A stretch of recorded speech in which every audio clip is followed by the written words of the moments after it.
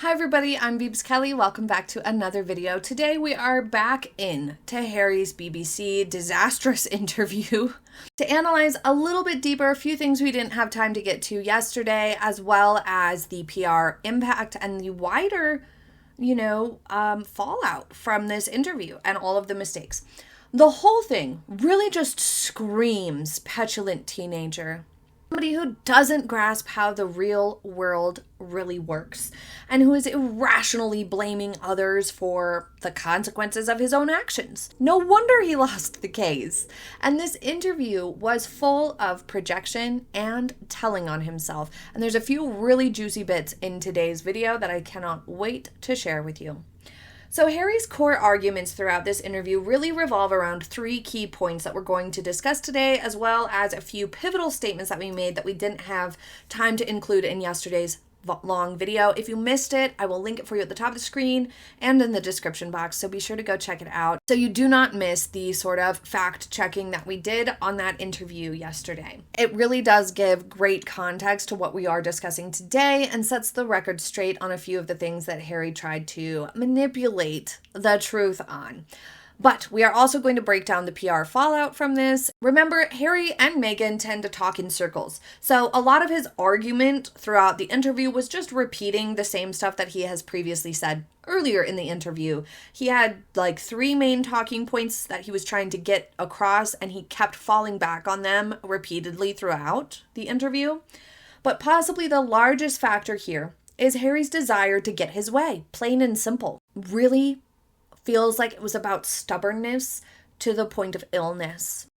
To now know today, based on this judgment, that there was no legal framework that constrains the decisions of this body Ravek, of which the royal household sit on. The big lie by omission here on Harry's part is that Ravek doesn't have a legal framework that obliges them to do anything for anyone. They're not bound by law, therefore they were examining Harry's situation objectively. But because they're not constrained by law, Harry feels that they should just then make a different decision, one that he likes, one that benefits him. Don't you see? If there's no rule that you can't, then why aren't you? Clearly feels slighted that he hasn't gotten his way and is using all means to try to convince the ill-informed public of this, using always statements and exaggerations, saying that he's been singled out, when in reality he's just not getting his way on this, and they have good reason for what they have decided, and so he's pouting, he's tantruming, he's stomping his feet, he's mad. But it's also sending another message here, that beneath all of this, he really does know, deep down, that he betrayed his country, his family, the British people who loved him. And this is just another manifestation of that inner conflict. So that's the first key point, that he wants to get his way, he thinks he's entitled to have his way, and the fact that he's not is fueling vindictiveness within him. The second major point that he tries to get across here, or that is clear, his second key argument, is that he's way too important for this. He really thinks he's a lot more important than he is. His delusions of grandeur are not only luring him into making these sorts of silly always statements and comparing himself to politicians, but they're also the fuel to his belief that he is special enough and important enough to need extra security anyway. And he and the Megs' inflated sense of self-importance is exactly what led them down the path of Megxit in the first place. I can only come to the UK safely if I'm invited.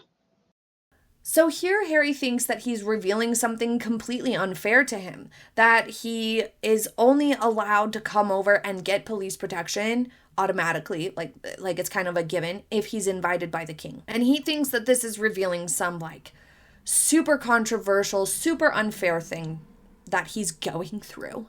But it actually shows that it's Harry who is the problem here. He gets police protection when his family invites him. So then, if he would just man up and apologize for all he's done to his family and actually work to repair those relationships, like he has previously claimed he wants to reconcile, then he and his kids and the Meg would be coming to visit the king and be under police protection the entire time that they're here. But he chooses not to do that and has also sabotaged future efforts of this ever happening by doing this interview. It's set a new precedent. that security can be used to control. Security is conditional on having an official role, one that both myself and my wife wished to carry on, but then was rejected, not by Ravek, was rejected by the royal household. And the result to that is you lose your security. That basically says that you can't live outside of their control if you want to be safe. False. This is just a plain lie. Harry and Meghan's Megxit was a big fat bluff. I've said this before. I have a really old video about it. It's like super old. The quality's probably not too great, but I will try to link it, maybe, if I can. But they thought that if they made a big stink and stomped their feet and left the job, they thought that they could put out some threatening statements and that they would convince the royal family to just agree to their terms of being half in, half out and creating a new job for themselves when they are not the boss. When that didn't work, they did the Oprah thing, thinking that that would force the royal family back to the negotiating table to negotiate their terms of Megxit, of wanting half in, half out. And it didn't work. The royal family was right in that. It's not possible to mix commercial for-profit endeavors with representing the monarchy, which represents and is tied to the entire UK and Commonwealth and government. It's even a challenge to mix commercial and charitable, as we've seen with the Sussexes. Their charity efforts are not respected and tend to fall flat, and their commercial efforts, everybody's like, why isn't this just going to charity? Why are you doing this? And they end up subpar as well. The pulling of security was never about leverage or control, like Harry tries to drive home in this interview. It was never about that. This sounds like some sort of twisted concept that Meghan fed Harry because it just doesn't make sense, and it clearly lacks understanding of how things work. How would that make any sense at all? The pulling of security was because they quit the job. They're no longer representing the UK, the monarchy. So why would you get the same security? That makes no sense.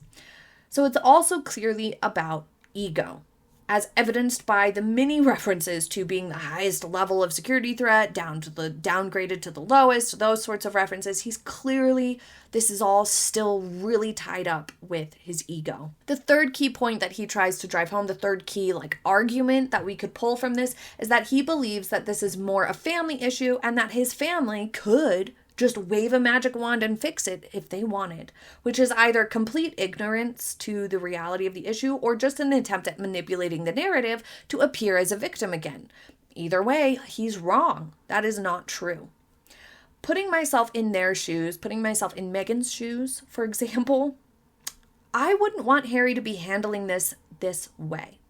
It looks weak. From a PR standpoint, from just looking at it objectively, Harry comes across as weak in this situation, in part because his arguments are weak because they're so immature and exaggerated, and he is lying and manipulating, and he doesn't come across like somebody who has a good command of the narrative here in this situation because he doesn't understand it fully, or he's purposefully lying. Either way, it doesn't look good. So he is coming across really weak in this situation.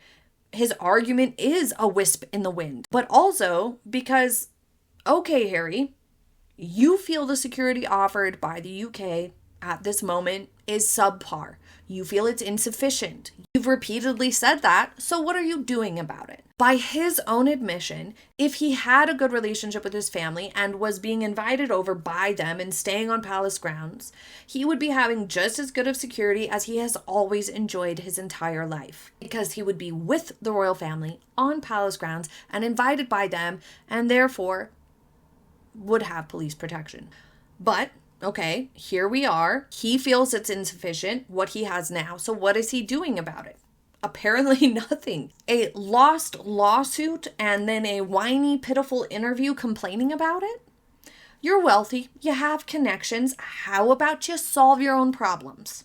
If one route doesn't work, you don't get a solution that's satisfactory, what are you going to do? Collapse on the floor in a flood of tears like the Meg? No. You find an alternative. Hire extra bodyguards, twice as many as you normally hire. If you can't have police protection, then hire extra regular bodyguards so that you can have at least safety in numbers. If you really feel that it's that imperative. If you really feel that that's not enough, having bodyguards, then hire more people. At least. Do something. Like, it feels so weak-minded, so incapable, so apathetic, as if all he can do is complain and whine for someone else to solve this problem for him and to fix it for him. Oh, I want the prime minister to step in. I want the king to step aside. I want my own rep on Ravik. I want Ravik to do things differently. Like, fix what's bothering you, Harry. You're a grown man. I said the same sort of a thing about Harry's commenting that, like, I don't want history to repeat itself. He was saying that comment every chance he got for years. We heard it on repeat. It was almost like every single time Harry was talking to somebody, he said, I'm concerned that history will repeat itself, and I don't want that to happen. And I said a while back that if I were Meghan, I'd be like, husband, stop, okay? It's negative. It's not a good vibe. Please stop saying that. Let's not do that anymore, because it doesn't inspire confidence. It would creep me out if my husband was saying that all the time. Like, if I were in Meghan's shoes, that would creep me out to hear him say that all the time. Like, it would be stressful to hear. It would be kind of anxiety inducing and negative, and like, dude, why are you obsessing over this so much? Like, let's just calm down and think positively, right? Let's not obsess over this. And he has stopped saying it over and over, but now he's doing this. And I'd say, if I were Meghan, then do something. You're the man of the family. You're the dad. You have resources. Create adequate safety for us then. Every other public figure, famous person, well-known veteran, wealthy people, all these people are figuring it out. They're traveling around the world just fine. They're coming in and out of the UK just fine. They're living in the UK just fine. There's billionaires living fine without police protection. The Sussexes went to Nigeria and Colombia and Mexico and the border of the Ukraine, and apparently Portugal too, just fine without police protection. I mean, I guess in Nigeria and Colombia they convinced the government to give them military protection. Kind of crazy. But the point is, they travel to these places, and then they're talking like the UK is the most dangerous space. Meanwhile, there's so many people who are more famous than them, who are wealthy, who, are known figures, traveling in and out of the UK just fine. So, Harry, fix your problems. It clearly can be done. Stop complaining and pivot. This, from a PR perspective, looks incredibly frail. He could just hire extra people. He could bring a bigger entourage. And yes, from a PR perspective, fleshing out that idea, he would probably get a hard time for that too. Like, why do you have such an excessive amount of people around you? But responding to criticism that he brought an excessive entourage, or just ignoring that criticism, would still be better press than all of this. Man up, solve your problems for yourself, Harold, just like everybody else your age has to do. Do you know that other people are being protected? People that have made a choice for public office? Then why wouldn't you be comfortable, happy with someone in my position who's given 35 years service to his country, 2 tours of Afghanistan? But apparently for me, that doesn't matter. But to turn around and say, well, because you don't have an official role, your life doesn't actually matter anymore. Well, you can imagine how I feel about that, but you can also imagine, that is the most illogical argument in the history of arguments. Okay, Teen Harry, that's not what anyone said. Nobody said that his life doesn't matter. Nobody said that his safety doesn't matter. They're determining it on a case-by-case basis. Like, you have options, and it's not a just rejection. You're never getting any protection at all. That's not the case. So he could just work on his relationship with the situation, with the UK, with his family, and try that route to make it better if he wanted. There's so many options. But also, no one else who isn't a working royal gets what he wants. So tough luck, buddy. You quit the job, you don't get the perks. And I don't think anyone would agree that Harry is still living a life of service at all. In fact, it's an insult to the people who are living a life of service despite the challenges of health and personal life and other things. Look at King Charles, Queen Camilla, Princess Catherine. Prince William, despite having the hardest year of their life last year. They are doing a really, really good job. And it's insulting to them and the concept of living a life of service for Harry to say that he is doing that, because he's not in the slightest. There are things that have happened that I can now forgive. I've moved past that. I can forgive my family's involvement, my father's, my brother, and my stepmother. I can forgive the press to a large extent as well for so many things that have happened. What I'm struggling to forgive, and what I will probably always struggle to forgive, is that a decision that was made in 2020 that affects my every single day, and that is knowingly putting me and my family in harm's way. Everybody knew that they were putting us at risk in 2020, and they hoped that me knowing that risk would force us to come back. But then when you realize that that didn't work, do you not want to just keep us safe? Whether you're the government, whether you're the royal household, whether you're my dad, my family, despite all of our differences, do you not want to just ensure our safety? So once again, it's narcissistic to think that this was leverage angle at all. Like, that's just ridiculous. But also, this was a mistake for other reasons, because he's the one that should be asking for forgiveness. He did so much wrong to his family and so much wrong in general that if anybody needs to say sorry and beg for forgiveness, it's Harry and Meghan. For him to say that he forgives them is still manipulative. It's manipulating the public eye towards thinking that he had anything to forgive them for. He claims that the security issue is the last step to repair with his family, and that it's always been the sticking point. Which now, of course, a lot more has come out because I felt as though it needed to come out. The other side of the story needed to be told. God forbid anything should happen. And I don't regret that at all.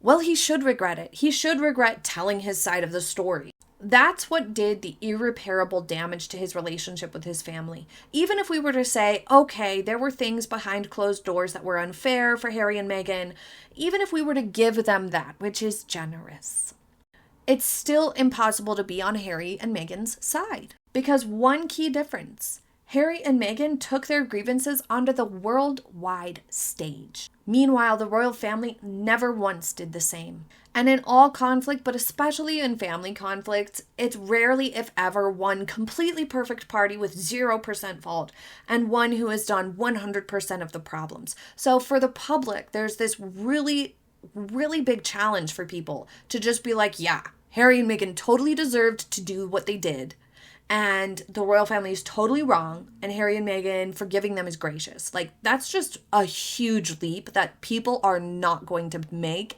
ever.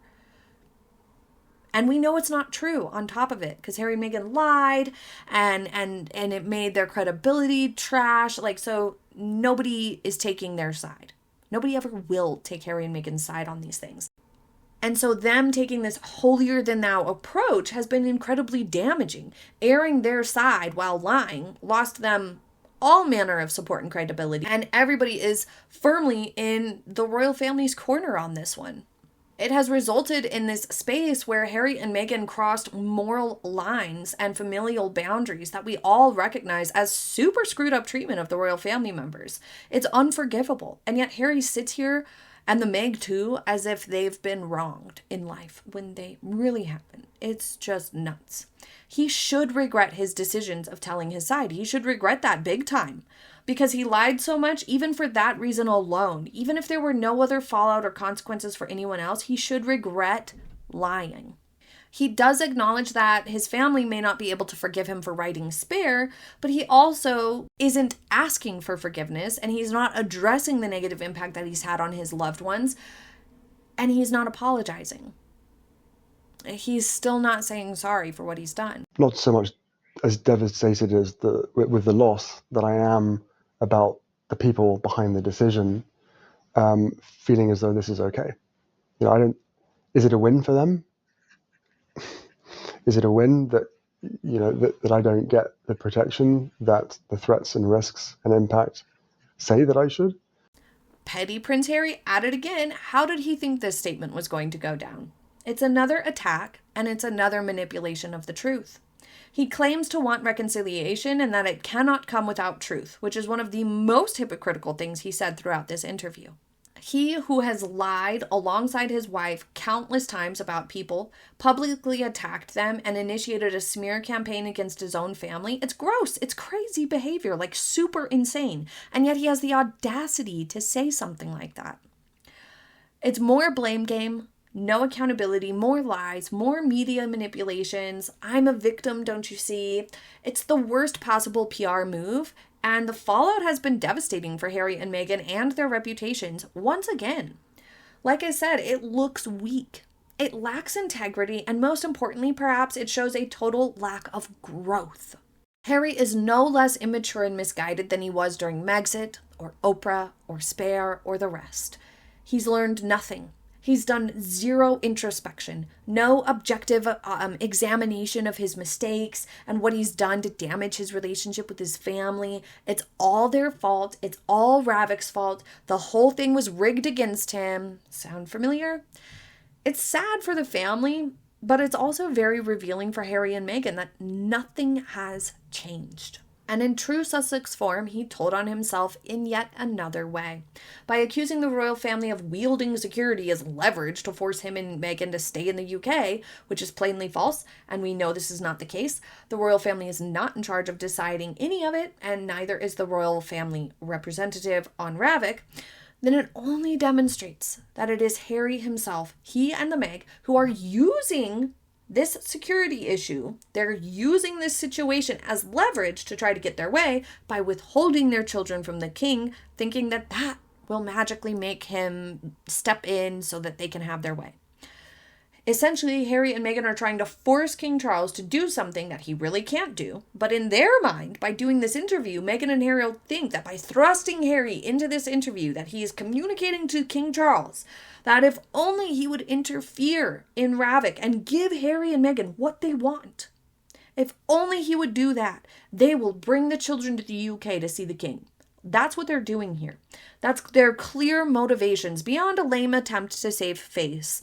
This is basically them trying to blackmail or leverage their kids against the king in this security issue, which is baffling. It's crazy and it's extremely manipulative, but it's also so out of touch for them to think that this is how any of this works. This is not how any of this works. They have also dragged people down with them. The BBC has admitted that the BBC interview with Prince Harry over his UK security setback fell short of its expected journalistic standards. In a statement on its corrections and clarifications website, the BBC said, "We failed to properly challenge this and other allegations. This case is ultimately the responsibility of the Home Office, and we should have reflected their statement." And the BBC also said the program should have given the view of Buckingham Palace. This was a lapse in our usual high editorial standards. In response to Harry's claims to the BBC, Buckingham Palace issued a statement that said all of these issues have been examined repeatedly and meticulously by the courts with the same conclusion reached on each occasion.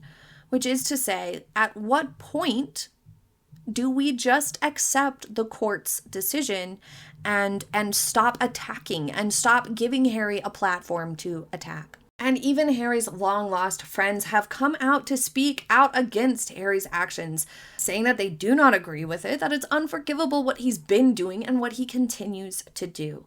And to think on top of it all, he's doing this and making life even harder for his family, which are going through a hard time still, even though Princess Catherine's cancer is in remission and she's slowly getting back to work, and King Charles seems to be doing okay for now. It's still impossible to overestimate the impact that this year has had and the challenges that they have experienced as a family. And to have Harry just continue to selfishly rub salt in the wounds of all of this and on the public stage, like I said, it not only shows he's had no growth and hasn't changed at all, but it makes him look all the more petty and mean still. Leave your thoughts in the comments. Thank you for joining me for today's video. I hope you have a happy day ahead, and I will see you next time. Bye.